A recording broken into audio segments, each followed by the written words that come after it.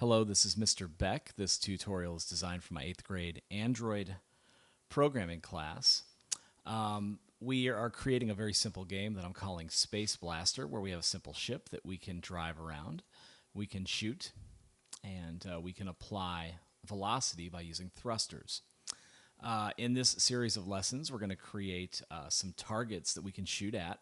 The targets will be arranged randomly on the screen every time we start the application, and we'll be able to shoot at the targets and destroy them at will. So the first step is to just get this installed, so we'll talk about that.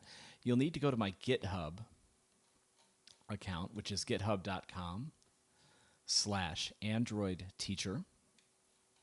You'll need to have, well, you could have the eGit plugin for Eclipse. I find that's the easiest. This series of lessons is based on the simple bitmap series that I have on my YouTube site. So by following that, you get this ship set up and you get some good background information. We'll need to go ahead and download Space Blaster. So once you have Space Blaster set up, it should appear in your Eclipse workspace. And, you know, primarily, we're going to be working with the panel class, okay?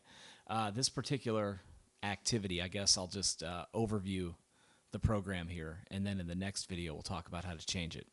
This particular program has a couple of different classes. We have an ammo class, and the ammo class is one that just contains speed and information whether or not the ammo is actually being drawn to the screen. We create an array of this class that holds information for each piece of ammunition that's on the screen at any given time. Canvas thread, don't sweat too much. We have a getter setter class, and this is I discussed this in simple bitmap. This is where we sort of hold information as to whether or not buttons are being pressed. The left, the right button, and the thruster button are all setting values in our getter setter class. And our panel class is our most important one. The main activity class is where we're detecting button presses, right, and setting things inside of our getter setter. Once again, if you watch the bitmap series, you'll get a more in-depth overview. This is where we set all that up. The panel class is where we have our draw method, okay? And we're reading information from the getter setter class and doing things like making the ship rotate and move, okay? This panel class is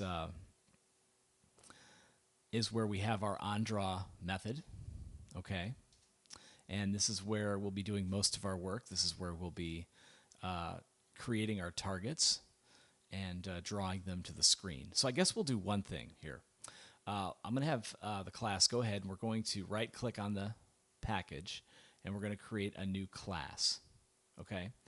I'm going to ask that you call this class, and I've already done this, target.java. And the purpose of this initial lesson in creating targets and drawing them randomly to the screen is to give you an overview of how I'm handling the ammunition and how that's being drawn to the screen. By creating a series of targets, it's going to make it much easier to look at how the ammunition is being handled. And you'll be able to understand that and manipulate it much more easily after doing this target exercise. We're going to create an array of these, just like I did with the target. So I need everyone to create a target class. You can see I've got a constructor method. And I have 3 floats right now. I have a float that's going to contain position X. I've got a float that contains position Y. And I've got a float that contains the rotation value for our target. Now, eventually, we will have 5 of these loaded into an array. Each target will have a random position on the screen that is determined when the application begins. But we'll do all that in the second video. All right? So this first video is just real straightforward. Download Space Blaster from my GitHub account and create a target class with these simple floats and a constructor method.